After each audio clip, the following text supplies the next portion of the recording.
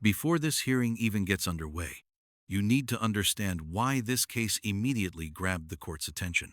What starts as a routine appearance quickly turns into a tense showdown over alleged bond violations, missing evidence, conflicting stories, and a defendant who wasn't even expected to be standing in that courtroom. The prosecution claims there are threatening messages, multiple police contacts, and serious safety concerns involving a protected individual. The defense fires right back, arguing there's no physical evidence, no witness testimony, and no proof directly connecting their client to any of the allegations. Then things take an even more dramatic turn when questions arise about whether the defendant knowingly ignored a court order and whether his own attorney may have contributed to the confusion.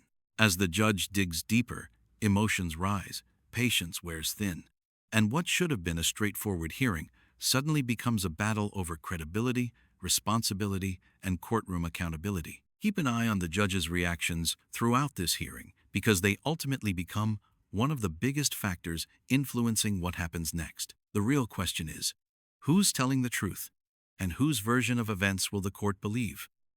The people had filed an emergency bond violation where we asked the court to revoke bond and issue an immediate warrant report to do so. I checked XGL, he's not in custody. I don't see him present. I have no idea where he is. All right. He's here, Your Honor. Is he here? Where is he?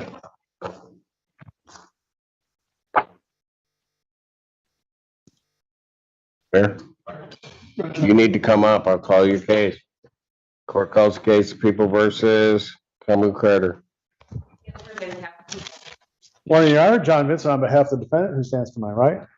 All right. Say your name. Come on, Carter. All right. We're going to deal with the bond hearing first and then decide if we're going to go with this case. Okay. The people issued, sent in that motion because I had spoken to the victim myself. There was 3 police reports made, 1 made to Romulus Police Department and 2 made to the Wayne County Sheriff's Office. I'm still awaiting the police reports from the Wayne County Sheriff's Office, but I received the Romulus Police report and attached it to my emergency motion. There was texts and things that were said by the defendant threatening the life of the victim. When I spoke to her on the phone, she said she was extremely concerned for her safety, and I shared those concerns, which is why I filed a motion. I'm not sure why Mr. Carter has not turned himself in this warrant and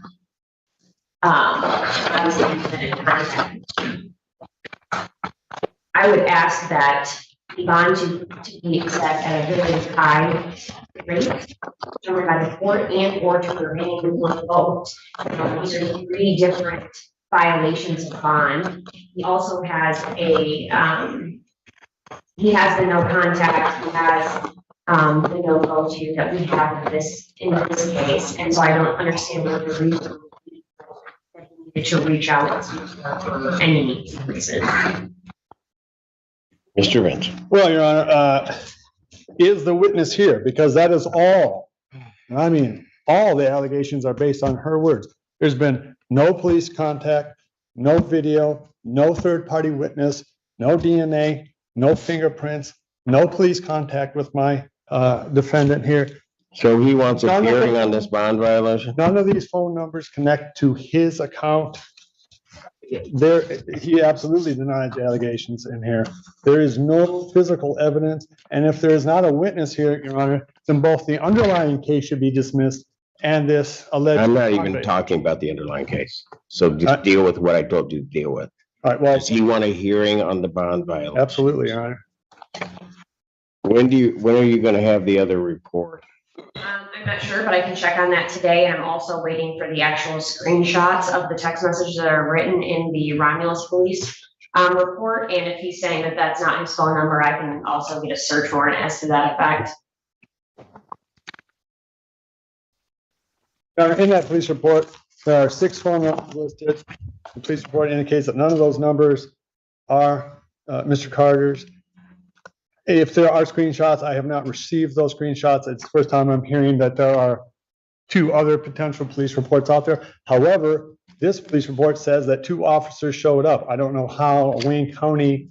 At this point, the defense is hammering home a very specific argument: the lack of direct evidence. Notice how counsel repeatedly points out the absence of witnesses, physical proof, phone records linking the defendant, or law enforcement observations supporting the allegations. This is a classic defense strategy: attack the reliability and sufficiency of the evidence before the court can assign weight to it. But here's the key issue: bond violation hearings don't necessarily operate under the same evidentiary standards as a criminal trial. Do you think the information presented so far is enough to raise concern, or would you need stronger proof before restricting someone's freedom? Sheriff's Department police report would be any different than this, as far as I can see, there were no Wayne County sheriffs on the scene of this alleged incident. There's just simply no physical evidence. There's no third-party evidence. And frankly, if you read through the report. I did. Before I revoked your client's bond, I did. Okay, well, I would hope you did. When you start to read through it, the allegations in there, either it's a lie or he's the luckiest guy on the planet, because I would think that the Romulus PD would be able to get over there in the length of time that all of this stuff is alleged to have happened and find a purple Taurus.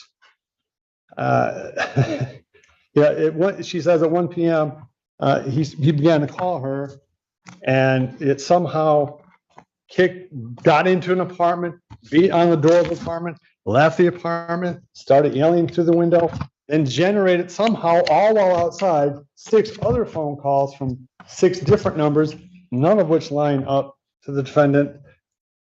If she's not here, Your Honor, then I think that is a very, very strong indication that this is not factual. The other thing in this, Your Honor, this person alleges that he stole a gun from her in Pittsfield Township. Well, if that's the case, then shouldn't this have been a little higher priority? I think prosecution knows that this is not accurate. There's nothing before the court today to indicate that he is guilty of what they're saying he's guilty of. If she's not here, she should have been here. There's no Romulus police officers here, not that they saw anything anyway. There's no third party in the police report. It says witnesses, none. Wait a minute. He's broke into this apartment complex, banging on the door, goes outside, supposedly shouting the N-word. Don't you think somebody would have witnessed that, especially at 2 p.m.? Without a witness, without some shred of physical evidence, there's nothing. This is just the allegations of someone who did not bother, apparently, to show up to court, both for this and presumably for the underlying charge. First thing, this defendant is on bond awaiting this final settlement conference where he's charged with domestic violence. He's also on bond awaiting pre-trial where he's charged with child abuse force. He's also on bond awaiting a probable cause conference where he's charged with resisting and obstructing a police officer and fleeing third degree. Mr. Vincent claims that he knew nothing about screenshots. Well, I just said on the record I don't have them. I'm awaiting them. But they are in the Romulus police report. They say that they do have screenshots, so maybe he didn't read that report. Also, oh, Your Honor, I don't have screenshots. You will not interrupt, ever. I let you go on and on. I told you what I'm trying to focus on here. Keep trying it, Mr. Vincent. You're going to run into trouble with me real fast. Ms. Kirby, you may continue. Thank you. I also explained in my motion that the Romulus police report is different than the 2 other contacts that this victim had with the sheriff's department. I have included those police numbers. Those are also in the motion. So I'm not sure what he means on, I have no idea why the sheriff's department and Romulus were here. No, it's completely different. And I don't have the accusations in those. I'm awaiting to get those, given that they're not in our county, and I followed the process to get those. Also, this is, if we're having a bond violation hearing, I would just remind the defense counsel that it's not beyond a reasonable doubt for a bond violation. So I would ask the court to take what it has in front of it, including the Romulus PD report, and either adjourn so I can get the other police reports and so I can get the actual screenshots and possibly a search warrant for this. And I would ask for the defendant's bond to be revoked and he to be remanded. Given the seriousness of this case and the seriousness of his other two cases, I do believe he's not only a threat to the victim, but to the safety of the community and also children. He seems to find it funny as his defense attorney speaks, which also tells me that he does not take. Now we're seeing the prosecution shift the focus away from proving a new criminal charge and toward evaluating risk. The prosecutor emphasizes the defendant's pending cases, the seriousness of the allegations, and concerns about community safety. That's an important distinction because the court isn't deciding guilt or innocence right now. Instead, it's determining whether the defendant can be trusted to comply with bond conditions while awaiting further proceedings. This is often where courtroom battles become especially intense because both sides are arguing about future risk rather than past certainty. Which argument is more persuasive to you so far? The defense's demand for evidence or the prosecution's emphasis on safety concerns? Is that serious at all, which also concerns me. As for the complaining witness not being present, I did not know that he was going to be here. I thought he was still out since he had not turned himself in, and his attorney was well aware that he had a warrant out, no bond. So she is not present. Last time I spoke to her, she was in fear for her life. She said she would continue to answer the phone, but she has been placed in a different place that I know of the location that she does not want me to share out loud. I have no problem sharing that with the court, but she is not present. And regardless if she was present or not, I can still proceed based on forfeiture by wrongdoing with the interference that the defendant has committed himself through these other police reports. And I was going to ask for time to get those anyway so that I could present those at trial. So regardless if she is here or not, and just for the record, the court rule does not actually say I have to have a witness present. It actually says I have to say if I can proceed or not, which is what I'm doing. Thank you. Anything else, Mr. Benson? And if hearsay, allegations, someone's not here. This all happened in the last 48 hours, 72 hours. Keaton's is not here, but if I look at what's in here, first of all, you're mixing two things. Because certainly they can proceed by hearsay as regards to bond violation. Here's a crucial legal clarification. The judge is drawing a line between two separate issues that have been getting mixed together throughout the hearing. One is the underlying criminal case, where proving allegations requires a much higher burden. The other is the bond violation question, where hearsay and preliminary information can sometimes be considered differently. This moment shows the judge trying to refocus the discussion on the actual legal question before the court. It's a reminder that courtroom proceedings often involve multiple layers of analysis happening simultaneously, and misunderstanding those distinctions can completely change how a hearing unfolds. So that maybe we can clear that part up, because so they don't need her here for that. As to the final settlement conference, the people have stated to the court that they can proceed without her, if necessary, but that they also do know where she is.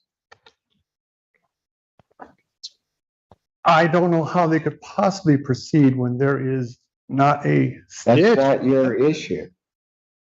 They've made the representation to the court. Okay, and I'm making a representation to the court that when you read the police report, which you have, I read it. then you know that there is only her allegation. At least for what I have in front of me and what you have in front of you.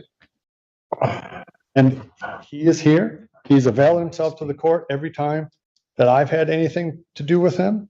Why didn't he turn himself in between the time I revoked his bond and today? just gonna come out to court. Because you, as an officer of the court, should have instructed your client to do that the court had revoked his bond. So I want an answer to that question. Yeah, I mean, we were going to be here today. That's not an answer to my question. Mr. Allen, According to what the defendant just told his attorney is that, he told him to just show up today and not turn himself in. That's correct, Your Honor. I mean, and that if. Oh, put me in handcuffs, man. that's a wrong answer. I'm Way the wrong answer. I'm sorry, man. I'm asking. I'll deal with this in a minute, because right now I'm furious, Mr. Vincent, that you would represent that client defendant remanded. Take him. And there it is. The moment the entire atmosphere of the courtroom changes. The discussion is no longer centered on alleged messages or police reports. Instead, attention shifts to whether the defendant knowingly failed to comply with a court order and whether there was a misunderstanding between attorney and client. The judge's frustration becomes unmistakable. And that's significant because credibility is one of the most valuable currencies in any courtroom. When a judge begins questioning how instructions were communicated, the consequences can extend beyond the immediate case. Have you ever seen a hearing pivot this dramatically from the original allegations to the conduct of the parties themselves? Court's going to stand in recess. Maybe seated.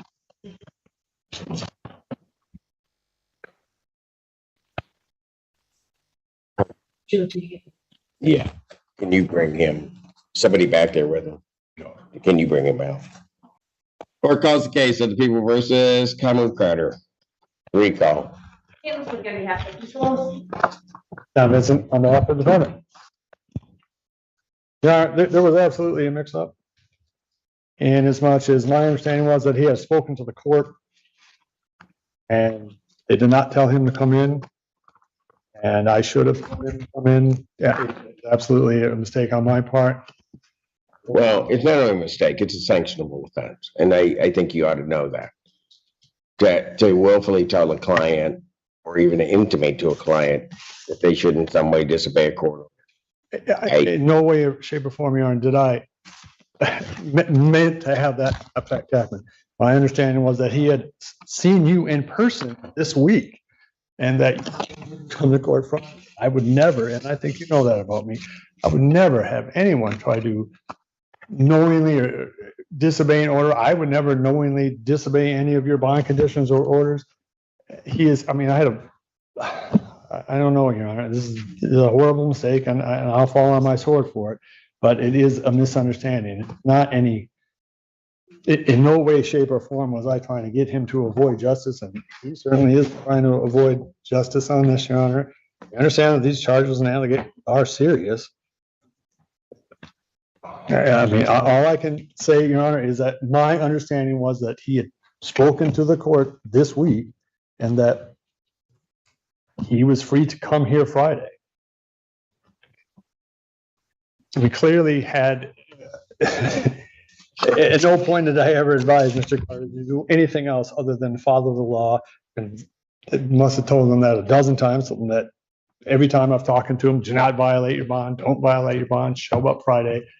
That's when we have a court date. My understanding was that was the understanding. And it is absolutely a snafu on my part.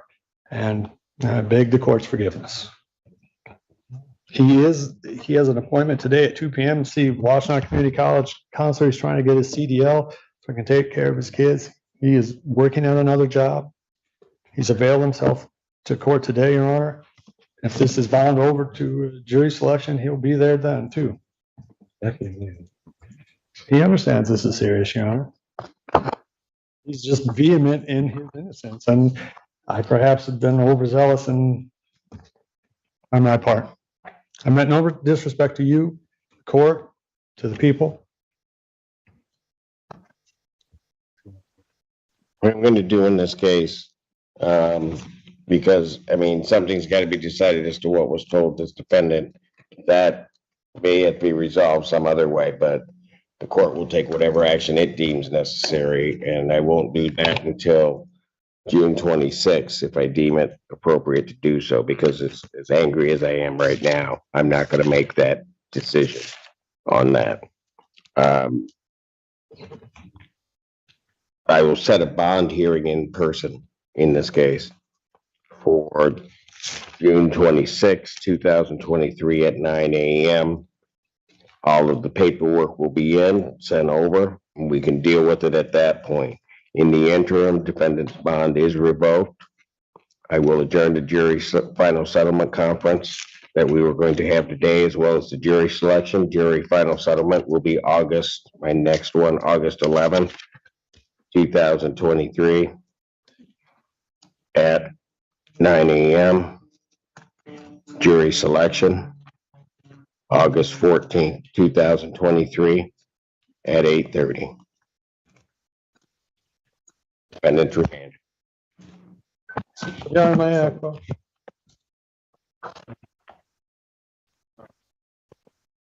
I don't think you want to do that right now. What a remarkable hearing. By the end of these proceedings, the court was dealing with far more than the original allegations. Questions about witness availability, police reports, alleged bond violations, and courtroom compliance all collided in a single session. Ultimately, the judge decided to revoke the defendant's bond on an interim basis, schedule a future in-person bond hearing, and postpone upcoming proceedings until additional issues could be addressed. Perhaps the most striking aspect of this hearing was how concerns about court orders and accountability ended up overshadowing much of the underlying dispute. It serves as a powerful reminder that in court, how parties conduct themselves can sometimes become just as important as the allegations themselves. As future hearings unfold, the court will continue evaluating the evidence, the credibility of the parties, and whether bond conditions should remain in place. If you found this case as shocking as we did, make sure to hit that like button, share your thoughts in the comments, and don't forget to subscribe for more jaw-dropping courtroom breakdowns.